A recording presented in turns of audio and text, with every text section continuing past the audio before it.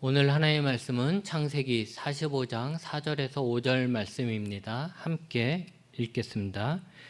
요셉이 형들에게 이르되 내게로 가까이 오소서. 그들이 가까이 가니 이르되 나는 당신들의 아우 요셉이니 당신들이 애굽에 판 자라. 당신들이 나를 이곳에 팔았다고 해서 근심하지 마소서. 한탄하지 마소서. 하나님이 생명을 구원하시려고 나를 당신들보다 먼저 보내셨나이다. 아멘. 요즘 너무 덥죠? 많이 덥고 있는데 여러분들의 몸 관리 잘 하시기 바랍니다. 아무런 고통 없이 고난 없이 편안하게 사는 것이 모든 사람들의 바람일 것입니다. 그런데 우리의 삶은 우리의 바람과 달리 고통이 오고 고난이 옵니다. 그 어떤 사람도 고난 없이 인생을 사는 사람은 없습니다. 그렇기 때문에 사는 것이 힘들다라고 말하고 그 고난을 이겨낼 힘이 없으면 그의 삶이 무너지고 마는 것입니다. 그래서 성공한 사람은 실패를 한 번도 한 사람이 아니라 실패했음에도 불구하고 다시 일어난 사람이다라고는 말까지도 있는 것입니다. 우리의 인생에 고난이 없을 수 없다면 결국 우리는 우리에게 닥치는 고난을 어떻게 이겨낼 것인지, 어떻게 이해할 것인지가 우리가 살아가는 데 있어서 매우 중요한 지혜가 됩니다. 여러분들은 갑작스럽게 생기는 고난에 대해서 어떻게 대처합니까? 갑작스러운 질병에 걸렸을 때, 아니면 다른 사람으로 인해서 갑작스러운 고난을 당할 때 어떻게 받아들이고 그걸 이겨나가고 계십니까? 상식적으로는 부모님은 자녀들을 위해 헌신하는 분이고 자식들은 그런 부모 때문에 행복해야 하지만 그렇지 않은 가정도 또 많이 있습니다. 부모님을 잘못 만나 고생하는 자녀들이 있는 것이죠. 자녀들이 선택하는 게 아닌데 태어나 보니까 자신의 부모가 못된 사람이어서 그 밑에서 고생하는 그런 자녀들 분명히 있습니다. 부모도 마찬가지죠. 자식들이 부모님을 공경하고 효를 다하는 게 당연하지만 어떤 자식은 그 부모의 마음을 속상하게 하고 오히려 자식 때문에 고통받고 늙어서까지 고생하는 부모도 있습니다. 자녀가 부모를 선택하지 못하는 것처럼 부모 또한 자녀를 선택한 것이 아니죠. 그러니까 내가 어떤 일을 행해서 당하는 것이 아니라 그냥 가장 행복해야 될 가정이 깨져버리고 마는 것입니다.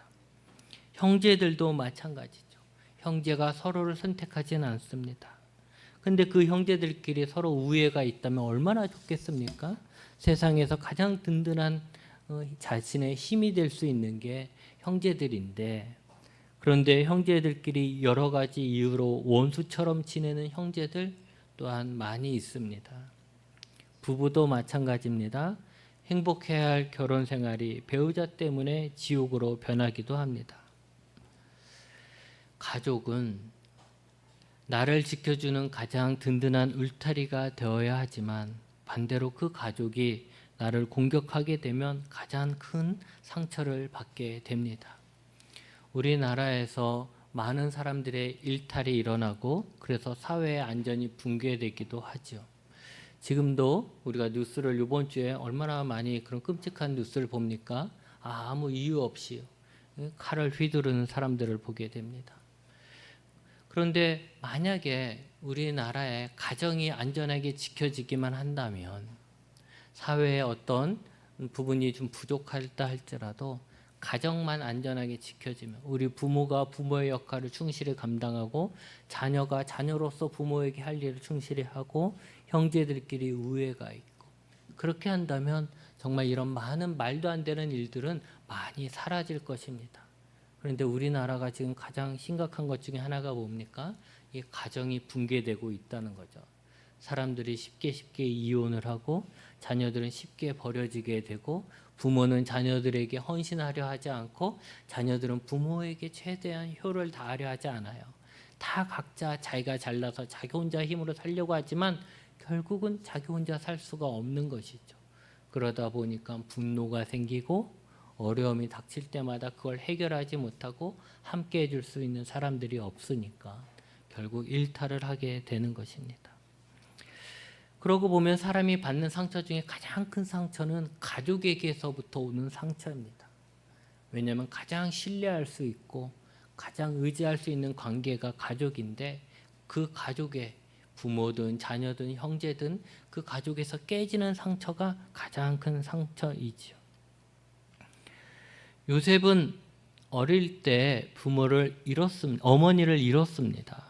그래서 아버지 야곱은 더더욱 요셉을 이뻐하며 귀하게 키웠죠. 지금 우리가 보면 요셉을 야곱이 편애했어요. 그래서 많은 자녀들이 있지만 요셉을 너무 특별하게 편애를 했죠. 그래서 요셉은 형제들의 시기심을 사게 됩니다. 그리고 형제들은 다 일할 때 요셉은 놀러 다니고 아버지랑 함께 있고 좋은 옷 입고 심지어는 아버지의 말을 듣고 형들이 잘 일하는지 안 하는지 감시하는 역할을 했어요. 그러니 형제들이 볼 때는 어떻게 보이겠습니까? 저 아버지 말만 듣고 아버지의 사랑을 독차지하고 있는 자로, 내가 아버지의 받을 사랑을 빼앗아서 독차지하는 사람으로 보게 되는 것이죠. 그렇게 아버지의 사랑은 유별나게 받았지만 그로 인해서 형제들의 사랑은 깨지고 말았던 거죠.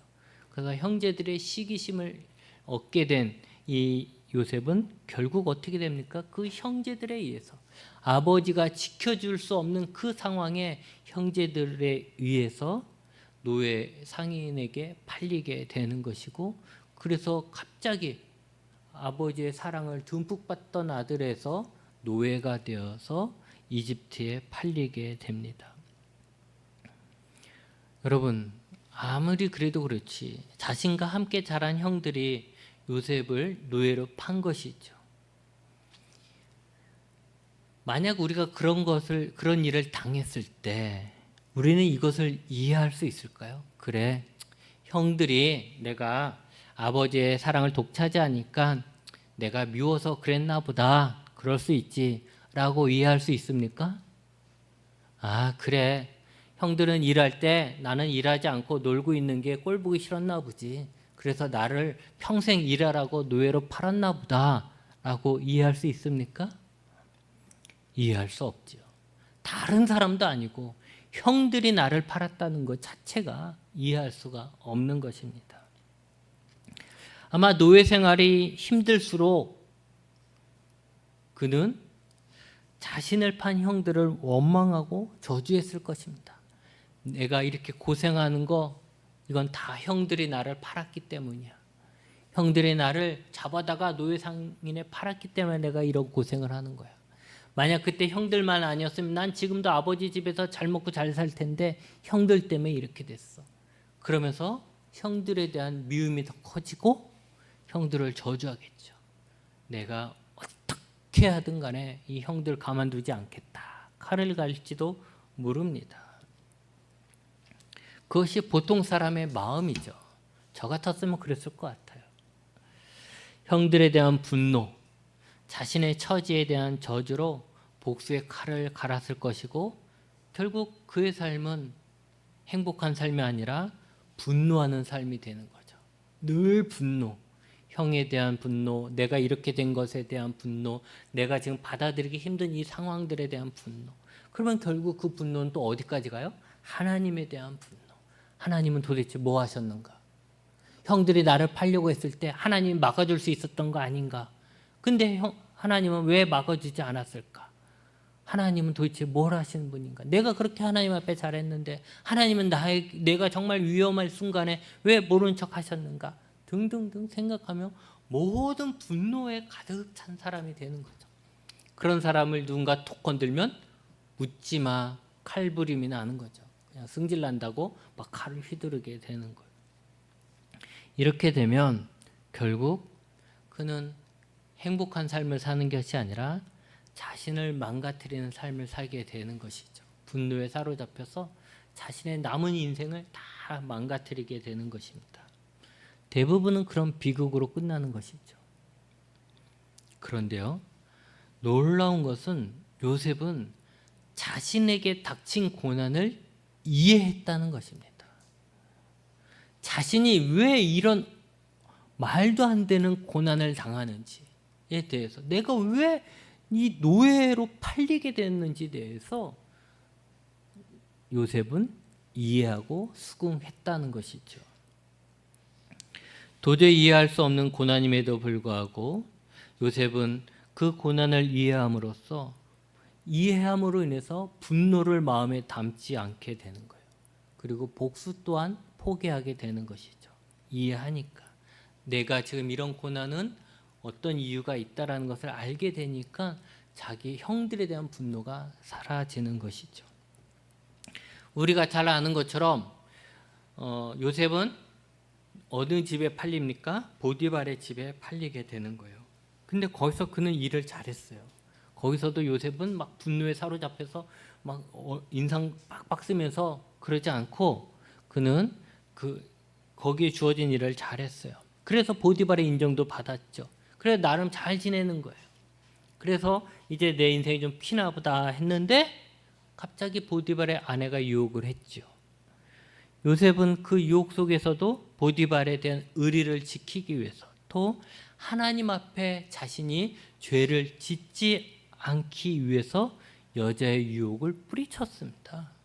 그럼 박수받아 마땅한 일이죠. 칭찬받아 마땅한 일이고 그 일에 대해서 하나님은 보상을 주셔야 될 거예요. 그런데 어떻게 됐습니까? 오히려 그 일로 인해서 모함을 듣게 되고 감옥에 갇히게 되었습니다. 감옥에서 그는 감옥에 있던 2명의 관원의 꿈을 해몽해 주었죠. 그 일로 인해서 나중에 이집트 왕의 꿈까지 해몽을 해주고는 결국 이집트의 국고를 담당하는 높은 사람이 되었습니다. 이제 요셉은 형들에 의해 팔려간 나약한 요셉이 아니었으며 보디발의 아내의 모함에 힘없이 당하던 노예 하인도 아닙니다. 그는 이집트 왕 다음이라는 소리를 들을 만큼 막강한 힘을 가진 자가 되었습니다.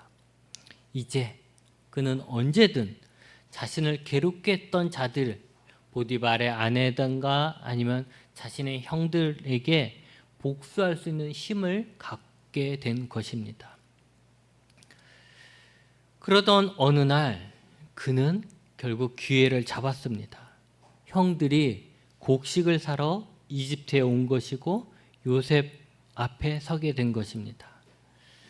나중에 요셉을 알아본 형들은 딱 지금 저 높은 사람이 요셉이다라는 것을 알았을 때 제일 먼저 떠오르는 생각이 뭐겠습니까? 우리가 요셉을 팔았는데 요셉에게 자신들이 한 잘못, 죄에 대해서 알게 되는 것이죠. 그리고 그 죄가 생각났을 때 그들은 두려움을 갖게 되는 것이죠. 아, 큰일 났다. 우리가 팔아버린 요셉이 저렇게 높은 사람이 됐으니 저 요셉이 우리를 가만두지 않겠구나라는 두려움에 사로잡히게 된 것이죠. 그래서 이제 우리는 죽겠구나 한 거예요. 그런데 요셉은 어떻게 해요? 오히려 그들의 가족이 살 수 있는 길을 열어줬습니다. 흉년으로 고통당하던 야곱의 모든 식구가 이집트에 내려와서 평화롭게 풍요롭게 살 수 있게 되었습니다. 이제 오늘 말씀은 자신을 두려워하는 형들에게 이렇게 말한 것이죠. 당신들이 나를 이집트에 팔았다. 그건 사실이다. 하지만 두려워하지 말라. 당신들이 나를 판 것은 사실이지만, 당신들이 나를 시기해서 나를 노예상인에게 판 건 사실이지만, 그래도 그 뒤에는 하나님이 생명을 구원하시려고 나를 당신들보다 먼저 이곳으로 보내신 것이다 라고 했습니다. 놀라운 것이죠. 요셉은 자신에게 일어난 이 끔찍한 고난을 형들의 시기심만으로 보지 않고 하나님께서 이스라엘을 구원하시기 위한 큰 섭리의 과정으로서 이해한 것입니다. 눈앞에 보이는 것만이 아니라 그 뒤에서 일하시는 하나님을 알게 되었을 때 요셉은 더 이상 눈앞에 형들을 원망하거나 자신에게 닥친 고난을 저주하지 않고 오히려 하나님의 섭리를 이루는 일꾼이 된 것이죠. 하나님의 뜻을 이루는데 자신이 쓰임받게 되는 것입니다. 여러분, 자신의 인생을, 내 인생을, 내가 닥치는 고난을, 내 앞에 펼쳐지는 여러 가지 일들을 하나님의 섭리에서 생각할 수 있는 것, 이것이 바로 지혜입니다. 우리는 요셉이 어떻게 해서 그 높은 자리에 앉았는지 한번 알아야 합니다. 그가 요셉이 이집트의 왕 다음 가는 자가 될 수 있었던 이유는 뭡니까? 그것은 그가 꿈 해몽을 잘했기 때문입니다. 관원들의 꿈을 해몽하고 이집트 왕의 꿈을 해몽했던 것이죠. 그런데 그 꿈을 어떻게 해몽했습니까? 자신의 노력으로 해몽했습니까? 아니죠. 하나님이 지혜를 주셔서 해몽하게 되었습니다. 이 성경에서는 그냥 꿈 해몽이지만 결국 그것은 앞을 내다보는 통찰력이었고 그 지혜로 이집트에 닥친 7년의 흉년을 잘 극복할 것입니다. 다시 말하면 요셉은 특별했던 것이 뭐냐면 하나님이 주신 지혜를 가진 자였던 거죠. 세상에 공부를 많이 한 사람도 아니었어요. 그러나 그가 특별했던 것은 하나님이 주신 지혜를 갖고 있어서 시대를 볼 수 있었던 것이죠.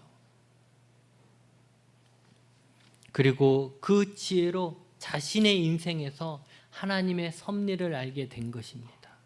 그래, 긴 이 역사 속에서 하나님이 나를 통해서 하시고자 하는 일이 있구나라는 것을 알게 되고 그는 분노의 화신이 된 것이 아니라 하나님의 구원의 사역을 이루는 중요한 일을 맡는 자가 된 것입니다. 여러분, 우리에게도 하나님이 주시는 지혜가 있어야 합니다. 지혜가 단순히 똑똑한 것을 말하는 것이 아닙니다. 지혜는 하나님의 눈으로 이 세상을 볼 수 있고 해석할 수 있는 능력이고 통찰력입니다. 내 인생을, 적어도 내 인생을 해석할 수 있는 능력이 있어야 하는 것이죠. 그런 지혜가 있어야 이 세상의 주인이신 하나님을 알 수 있고 내 인생의 사명도 알 수 있는 것입니다. 그런 지혜가 있어야 고난 속에서 패인이 되는 것이 아니고 고난을 이겨낼 수 있습니다. 여러분은 여러분의 인생에 개입하시고 여러분의 인생을 인도하시는 하나님이 보이십니까? 우리는 그 하나님을 볼 수 있어야 합니다. 하나님을 믿는다는 것은, 신앙을 갖는다는 것은 세상을 다른 눈으로 보는 것이 아니라 하나님의 눈으로 볼 수 있을 때 진정한 신앙인이라 할 수 있는 것입니다. 나 자신의 성공도 세상의 눈으로 봐서 성공을 따지는 것이 아니라 하나님의 눈으로 나를 보고 성공을 판단하는 것이고, 내 고난도 세상의 눈으로 고난을 판단하는 것이 아니라 하나님의 눈으로 그 고난을 이해하는 것이고, 내 삶의 목적도 세상의 눈으로 평가하고 바라보는 것이 아니고 하나님의 눈으로 내 인생의 목표를 바라볼 수 있는 것, 그것이 신앙인으로서 가질 수 있는 지혜입니다. 여러분이 혹 안 좋은 부모 밑에서 태어날 수도 있고 안 좋은 선생님을 만날 수도 있고 친구를 만날 수도 있습니다. 안 좋은 자녀들을 가질 수도 있는 것이죠. 혹은 갑작스러운 질병으로 고통을 당할 수도 있습니다. 그리고 내 인생은 엉망진창이다 라고 생각하며 한탄할 수도 있습니다. 그러나 그런 인생이라 하더라도 그곳에 하나님의 섭리가 있습니다. 하나님께서 나를 구원하시기 위해 또는 나를 통해서 다른 사람을 구원하시기 위한 하나님의 섭리가 분명 있습니다. 여러분, 우리가 믿고 고백하는 하나님은 악한 분이 아니라 선한 분입니다. 악이라고는 한 점도 없는 절대적인 선한 분이 바로 우리의 하나님입니다. 그렇다면 내 인생을 인도하신 선하신 하나님을 믿고 내 앞에 어려움이 와도 좌절하는 대신 내 인생을 향한 하나님의 계획을 알 수 있게 해달라고 지혜를 달라고 기도해야 하지 않겠습니까? 요셉이 자신에게 닥친 이 이해할 수 없는 분노를 결국 하나님이 주신 지혜로서 이해하고 그곳의 섭리를 보고 그 인생이 분노의 좌절에 빠지는 인생이 아니라 하나님의 구원의 사역에 쓰임받는 인생이 된 것처럼 우리도 우리에게 닥치는 어려움을 남들과 달리 남들에게 말하지 못하는 내 속에 있는 어려움을 그 속에 빠져 허우적거리며 분노할 것이 아니라 오히려 그것 또한 하나님의 섭리가 있을 것이란 것을 믿고 그것을 알게 해달라고 하나님께 구하는 자가 신앙인의 모습입니다. 바울이 전도하러 빌립보 지역에 갔을 때 귀신 들린 여자를 고쳐줬어요. 그 여자가 불쌍하니까 또 그 여자가 계속 전도하는데 방해되니까 그 여자를 고쳐줬어요. 그러면 그건 칭찬받아 마땅한 일이죠. 그런데 그는 억울한 누명을 쓰고 감옥에 갇혔습니다. 거기서 그는 매를 맞았고 억울하게 감옥살이를 하게 되었습니다. 그런데 여러분, 그 일로 인해서 하나님은 그곳에 있던 간수의 가족을 구원하셨고 그들로 인해서 빌립보에 교회가 세워지게 된 것입니다. 여러분, 우리에게 벌어지는 모든 일을 우리가 다 이해할 수는 없을 것입니다. 하지만 그럼에도 불구하고 우리는 선하신 하나님에 대한 믿음을 가져야 합니다. 하나님이 악해서 내게 이런 고난을 주시는 게 아니에요. 하나님이 나를 죽이려고 내게 이렇게 하시는 게 아니라는 거죠. 선하신 하나님이 내게 어떤 어려움을 주실 때는 분명 그 안에 하나님의 섭리가 있는 것이지요. 하나님은 그의 뜻대로 부르심을 입은 자들에게 모든 것이 합력하여 선을 이루시는 분입니다. 아무리 안 좋은 과정에 있다 하더라도 하나님은 그것을 통해서 하나님의 뜻을 이루실 것입니다.